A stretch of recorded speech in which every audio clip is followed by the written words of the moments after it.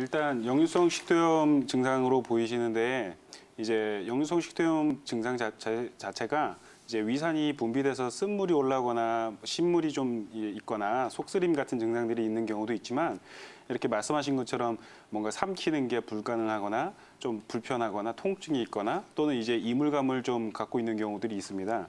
이 역류성 식도염이라는 증상 자체가 위에 내용물이 이제 위산 자체 같은 것들이 식도로 역류해서 식도 점막을 손상시키기 때문에 염증이 지속적으로 반복돼서 나타나게 되는 거고요. 또 이제 이렇게 해서 이제 속쓰림 증상이나 이제 위산 역류 자체는 조금 좋아졌지만 그 이제 식도에 손상이 돼 있는 상처 같은 점막 부위들의 손상 부분들은 아직까지 남아 있으실 수도 있고요. 또 이제 식도 자체가 협착이 되거나 하는 경우들도 있을 수 있기 때문에 완전히 치료가 다 진행이 된 걸로는 좀 보이지 않는 그 측면이 있습니다. 네, 완벽하게 치료하기 조금 어려운 증상, 역류성 식도염. 최근 들어서 많은 현대인들이 또 이와 같은 증상 때문에 고민하시는 그렇죠. 분들 많은데요. 자, 조금 더 이야기를 나눠볼 필요가 있을 것 같은데 원장님 그렇다면 특히나 역류성 식도염에 좀 취약한 체질이라든지 한의학적 관점에서 또 어떤 분들이 좀 약한지 저희가 알 수 있을까요?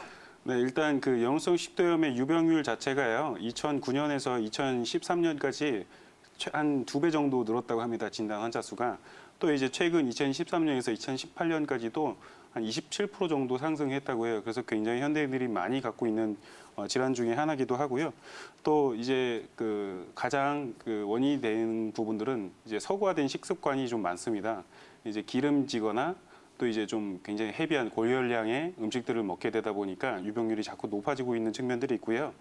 체질적으로는 당연히 이제 위장 자체 기능이 좀 저하돼 있거나 그리고 또 이제 위장 기능 자체가 태생적으로 좀 약한 소음인들이나 또 이제 그 우리가 이제 심정적인 것들이 많이 좀 밖으로 발현이 돼서 나타나는 소양인들 같은 그 체질들이 이런 역류성 식도염들을 좀 많이 갖고 있는 경우가 많습니다. 네, 이렇게 역류성 식도염을 바라보는 한의학적 관점에 대해서 들어봤는데요. 그런데 이렇게 역류성 식도염이 발생하는 원인들이 또 여러 가지가 있을 텐데 어떤 원인들이 나타나나요? 이제 역류성 식도염의 원인 중에 제일 대표적인 거가 아까 말씀드린 것처럼 기름진 음식과 또 이제 잦은 음주, 과로, 또 피로감, 피로의 누적 등 이런 것들이 있고요. 이 원인들이 이렇게 계속 지속적으로 반복되면서 나타나는 것들이 이 위산 자체의 분비량을 늘리거나 또는 이제 너무 이제 그 잘못된 식습관, 불규칙하게 식사를 하거나 과식, 폭식, 또 이제 굉장히 많은 회식 문화 이런 것들 때문에 이게 이제 먹지 않아도 될 시간에 음식을 좀 많이 섭취하게 되거나 또 이제 그 고령층에 또 많습니다. 이제 여성분한테 더 많고 남성 중에서는 좀 적은 편이긴 한데 대부분의 경우는 이제 그 위식도의 분문부에 괄약근이 약해지면서 나타나는 증상이기 때문에 50대 이상 호발률이 굉장히 높고 60대 이상에서도 굉장히 많이 나타나고 있고요.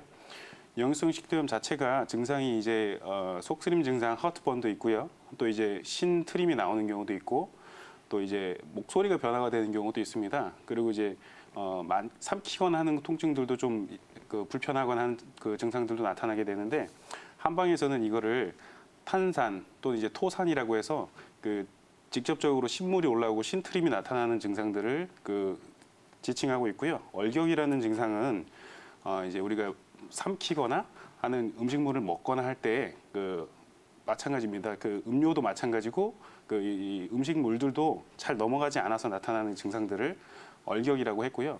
흉비라고 해서 가슴 쪽의 통증이나 불편감들을 우리가 이제 치료의 타겟으로 잡기도 했고요. 위완통이라고 해서 위안부에 눌렀을 때 통증이 있거나 속쓰림, 흉골 뒤쪽에 속쓰림이 식후 30분 내에 있다라는 그런 증상들도 있었습니다. 원인 대표적인 것 중에 하나가요. 이렇게 음식들이 자꾸 쌓이다 보니까 식적이라는 증상으로 인해서 한방에서 제일 많이 쓰는 단어 중에 하나죠. 담음이 형성이 되어서 비위기 계통에 머무르게 되면 우리가 속이 자꾸 쓰리고 불편한 증상들이 많이 나타나게 되고요. 또 이제 한사범이라고 해서 우리가 이제 좀 추운 찬 기운들이 위장으로 들어오게 돼서 이 발병하는 원인들도 됩니다. 또 이제 칠정 대상이라고 해서 대표적으로 이제 스트레스죠. 좀 피로하거나 또 이제 굉장히 좀 정서적으로 과로해서 이런 것들이 자꾸 누적돼서 나타나는 스트레스성이 있고요. 비위허환이라 그래서 대표적으로 이제 그 아까 말씀드린 것처럼 비위가 타고나기를 좀 약하게 타고나신 분들, 이런 분들이 기능 저하가 있게 돼서 나타나는 타입들, 이렇게 원인들이 4가지 정도 분류되고 있습니다. 네, 대략 4가지 정도의 한의학적 관점에서 바라온 역류성 식도염에 대해서 설명을 해주셨는데요. 아무래도 이와 관련된 환자분이 늘어나고 있는 만큼 한의원을 좀 찾으시는 분들도 많으실 것 같은데 그쵸. 홍순바 원장님, 그렇다면 한방에서 관련 증상 어떻게 진단 내릴까요? 네, 일단 최근에 보고되고 있는 한의학적 최신 지견 중에 용어 중에 이제 담적병이라는 질환병이 있으세요.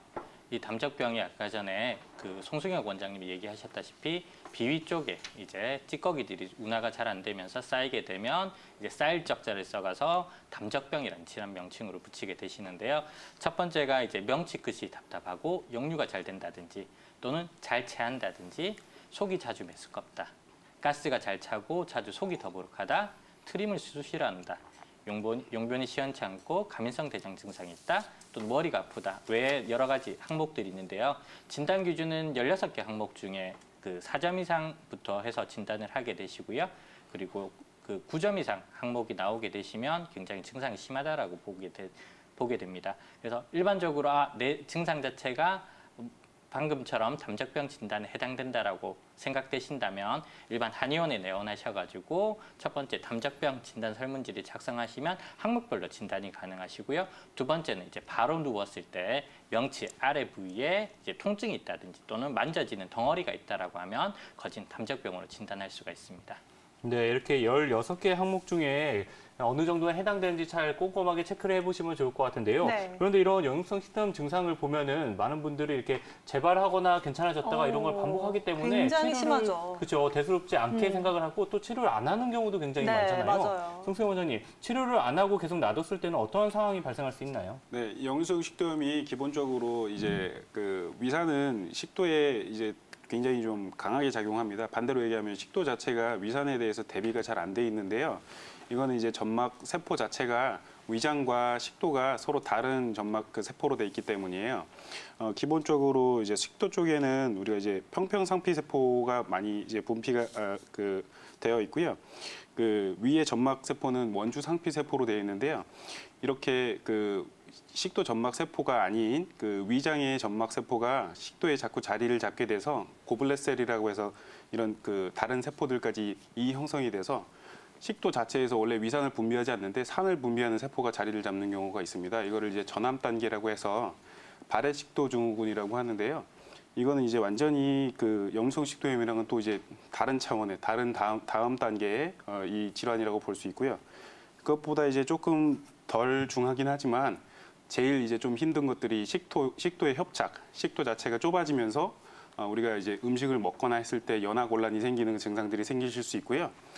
또 이제 논문들을 봤을 때 이제 식도에 열공이 생겨서 구멍이 생기는 거죠. 그쪽으로 이제 개실이라고 해서 식도 일부가 밖으로 밀려나가거나 해서 연화곤란이 생기는 경우들도 생기실 수 있고요.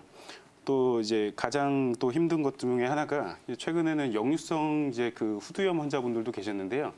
역류성 식도염을 계속 방치하다 보니까 이제 우리가 후두까지 이 산이 올라오고 염증이 파급이 돼서 목소리가 쉬고 그리고 이제 후두에 염증이 생겨서 성대가 잘 닫히지 않는 그런 질환으로 발전한 경우도 있습니다. 네, 이렇게 원장님들 이야기를 들어보니까 괜찮아지겠지 하고 방치해 뒀다가는 더 큰 질환으로 확대될 수 있기 때문에 정말 그럼요. 무서운 증상인 것 같은데요. 그렇다면 원장님, 이러한 관련 환자분들 주로 어떤 치료를 받게 되는가요? 네, 일단 기본적으로 이제 한의원에서 치료받는 것들은 거의 기본적으로 침 치료, 또 이제 뜸 치료, 그리고 이제 한약 치료 이렇게 크게 3가지로 볼 수 있는데요. 당연히 이제 침 치료 같은 경우는 소화기 쪽으로 집중되기 때문에 이제 중환, 천추, 공손, 내관, 그리고 합곡, 태충, 삼리 이런 혈자리들에 많이 자침을 하게 되고요. 또 이제 사음침법이라고 해서 이제 우리나라 전통 침법 중에 하나가 있는데요. 이런 것들은 이제 비정격이나 담 승격 같은 것들을 많이 시술을 하게 되고요. 뜸 치료 같은 경우에도 좀 효과가 굉장히 좋으신데 보통 이제 복부에 많이 뜹니다. 중환, 또 이제 관원, 거골, 신골 이런 곳에 많이 이제 뜸을 뜨게 되고요. 한약 같은 경우에도 이제 타입으로 나눠서 보통 이제 크게 4종류 정도로 분류해갖고 한약을 쓰게 되는데요. 대표적으로 이제 간위불화라고 해서 간과 위장 자체에 서로 이제 조화가 안 돼서 나타나는 이런 역류성 식도염에는 사역산 등을 많이 쓰고요. 이제 진유열결이라고 해서 진액이 마르고 열이 발생돼갖고 나타나는 이런 염증성 질환들은요. 보험 지제가 많이 들어가 있는 사삼 맥문동탕 같은 것들을 많이 가미해서 쓰게 됩니다. 또 이제 아까 말씀드렸던 것처럼 담이 자체가 울체가 돼갖고 나타나는 증상들은요, 보통 이제 이진탕을 기본 방으로 해서 뭐 증미 이진탕이나 이제 가감방을 쓰거나 해서 좀 치료를 하는 경우가 많고요. 위기 허역이라고 해서 위장 자체가 허하고 약해져서 허한이 돼갖고 나타나는 증상들은 이중탕 같은 이런 좀 따뜻한 약들로 위장을 대표줘서 치료를 하는 경우가 많습니다. 네, 그렇다면 원장님 아무래도 증상 자체가 호전과 악화가 좀 자주 반복되는 증상인 만큼 치료 기간은 좀 길게 잡아야 되는 건가요? 네, 이제 케이스 바이 케이스인데 네. 환자분들마다 되게 좀 차이가 많이 나시는 편이에요. 그래서 짧게는 이제 몇 주 만에 좋아지시기도 하고요. 또 이제 길게는 기본 평균 3개월 정도를 잡는 경우도 많은데요. 3개월 만에 치료가 100% 된다고 보기는 좀 어렵고요. 그리고 꼭 3개월이 걸린다는 법도 거의 없습니다. 그래서 환자들마다 이 생활 습관과 그리고 식습관 개선이 굉장히 많이 중요하기 때문에 결과적으로 이 소화기관은 인풋과 아웃풋을 위한 소화기관이잖아요. 그러다 보니까 환자분들마다 좀 차이가 좀 크게 나는 편이 있는 것 같고요. 그리고 이제 생활 관리가 그래서 무엇보다 중요한 그런 질병이라고 보시면 될 것 같습니다. 네, 이렇게 빨리 낫기 위해서는 생활 관리가 굉장히 중요하다고 이야기를 해주셨는데 어떻게 관리를 하면 좋을까요? 네, 기본적으로 양방 약들은 보통 이제 프로톤 이온 펌프 PPI 계열이나 또 이제 칼슘 기량제, 칼슘제 같은 것들을 많이 쓰게 되거든요. 보통 기본적으로 이제 우리가 이제 제일 중요시하는 것 중에 하나가 항콜린제나 칼슘 기량제 같은 이런 약물들을 상시 복용하고 있지는 않은지, 그리고 이런 것들이 있다면 조금 복용을 중지하거나 양을 좀 줄이거나 아니면 약물 계통을 좀 바꾸거나 하는 것들이 좀 필요하실 것 같고요. 그 제일 중요한 게 식습관 개선이기 때문에 과식, 그리고 이제 좀 갑자기 막 많은 양을 드시게 되는 폭식 같은 경향들, 그리고 이제 음식을 되게 씹지 않고 꼭꼭 씹지 않고 그냥 삼키는 그런 습관들, 그리고 이제 딱딱한 음식들을 먹는 것들, 그리고 이런 것들이 식습관 개선에 좀 해당될 거고요.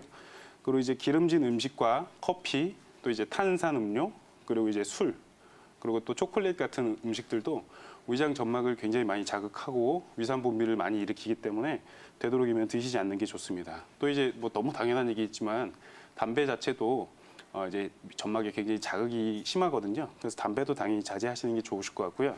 유병률을 봤을 때는 이제 비만 인자가 있을 때 이 증상이 좀 심하게 나타나거나 아니면 이제 굉장히 많이 빈도로 나타나는 것들이 발견됐거든요. 그래서 이제 좀 체중을 조절하면서 비만을 좀 조절해 나가시는 게 필요할 것 같습니다. 또 이제 식후 바로 눕거나 앉는 그런 것들이 자세들이 별로 좋지 않다고 하는데요. 이거는 실질적으로 환자분들한테 적용을 해봤을 때 크게 개선이 되거나 그렇지는 않고요. 이것만으로 좋아지지는 잘 않습니다. 네, 치료와 함께 또 생활 관리가 적절하게 병행되어야 될 것 같은데요. 그렇다면 마지막으로 홍순박 원장님, 이렇게 식도염 관련 증상들이 나타났을 때 많이 괴롭잖아요. 네. 자, 증상을 완화시킬 수 있는 혈자리 지압법이 있을까요? 네. 보통 이제 지압 혈자리를 설명드릴 때 대부분 아까 전에 송승혁 원장님이 얘기 드렸다시피 비위와 관련된 혈자리를 많이 강조를 하게 되는데요. 첫 번째로 일단 역류성 식도염이기 때문에 뭔가 올라온다는 개념이기 때문에 말초 쪽으로 내려준다는 게 굉장히 중요하세요. 그러다 보니까 대부분 침치료나 지압을 하는 혈자리 자체가 일단 두경부부터 설명을 드리자면요. 머리 쪽에 제일 높은 부위 쪽에서 그리고 선을 이렇게 그리시고요. 그리고 이마 한가운데서 뒤쪽으로 이렇게 연결하다 보면 딱 정중앙에 만져지는 부위가 있어요. 꾹 누르면 머리가 시원하고 좀 아프다는 느낌이 드는 혈자리가 있으신데요. 이 혈자리가 이제 백회혈이라는 혈자리예요. 보통은 이제 뭔가 기운 자체가 떨어지거나 뭔가 모자랄 때 많이 쓰게 되지만 역류성 식도염에도 많이 사용하게 되고요. 그리고 두 번째는 이제 보통 이제 엄지 손가락을 이렇게 봤을 때 안쪽에서 이렇게 조각 밑에 있는 손톱과 그다음에 위쪽 옆 라인을 그렸을 때 만져보면 이제 조각 끝부분에 이제 아픈 부위가 있으세요. 여기를 꾹꾹꾹 눌러주면 당연히 효과가 좋으시고요. 그리고 세 번째는 위장과 관련된 부위인데 위장의 위치가 실제로는 좌측 옆쪽으로 조금 치우쳐 있지만 사실 저희가 잡는 위장과 관련된 혈자리 부위는 이제 양유두관, 가슴 젖꼭지 양 사이를 이제 중간으로 선을 그리면 가운데 정중앙에 이제 아픈 부위가 있으세요.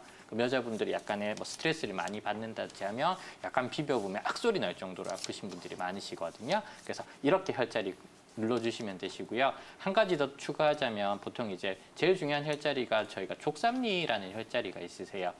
무릎을 이렇게 구부렸을 때 바깥쪽으로 이게 슬개골이라고 하면 손가락 4마디 정도 내려오면 바깥쪽에 툭툭툭 눌러보면 아픈 부위가 있거든요. 사실 족삼리라는 혈자리가 제일 특효혈이라고 볼 수가 있습니다.